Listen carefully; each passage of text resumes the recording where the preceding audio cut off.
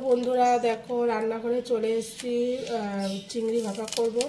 এই দেখো জেকের পোস্ত নিয়ে নিয়েছি, এখানে 3টে কাঁচা লঙ্কা নিয়েছি আর সরষে দেখতে পাচ্ছ।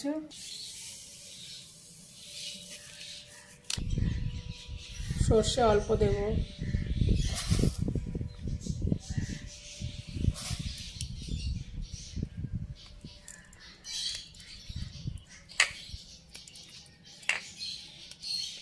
বা জল দিয়ে বেটে নেব।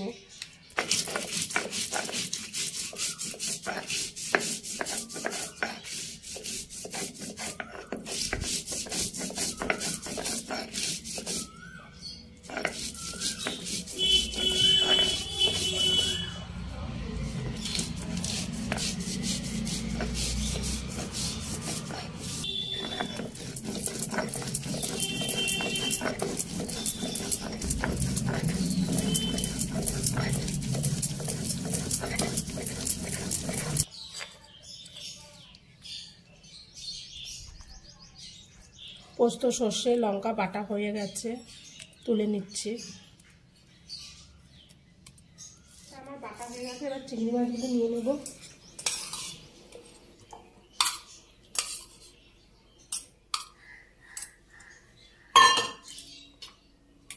দেব হচ্ছে পোস্ত সর্ষে কাঁচা লঙ্কা বাটা,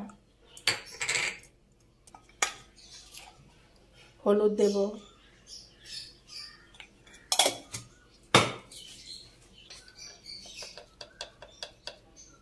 নুন দিচ্ছি, দেব হচ্ছে একটু জিরের গুঁড়ো,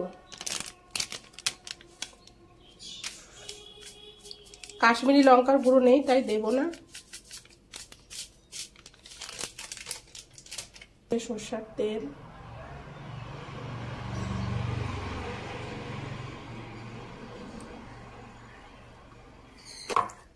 ভালো করে মেখে নেব। ভালো করে মেখে নিচ্ছি, এবার টিফিন বক্সের মধ্যে ঢুকিয়ে দেব। এই যে বাটিটার মধ্যে ঢুকিয়ে দেব।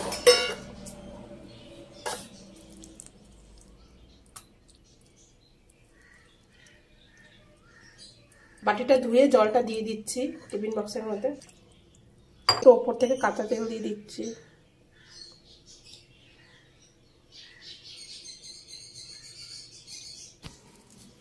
দুটো কাঁচা লঙ্কা দিয়ে দিলাম।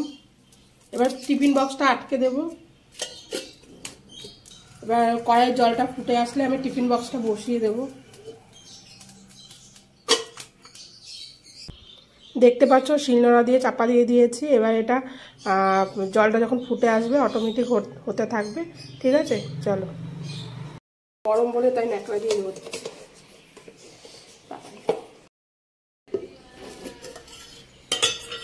দেখো চিংড়ি ভাপাটা কেমন হয়েছে, ঢেলে দেখাচ্ছি।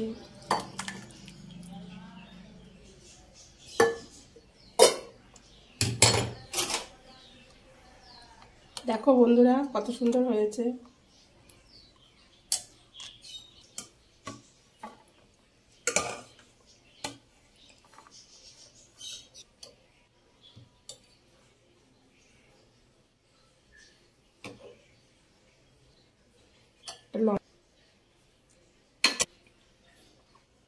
ঠিক আছে, কেমন হয়েছে বলবে।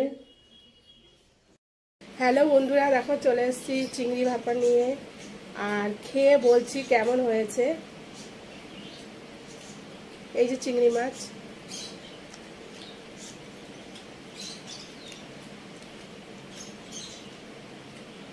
দারুণ হয়েছে। তোমরাও বাড়িতে বানিয়ে খেতে পারো।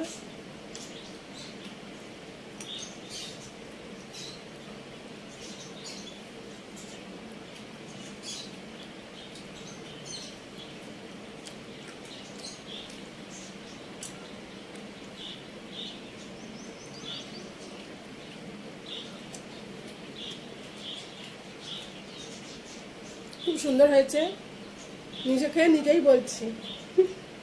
ঠিক আছে, চলো খেয়ে নিই, আবার পরে আসছি। ঠিক আছে।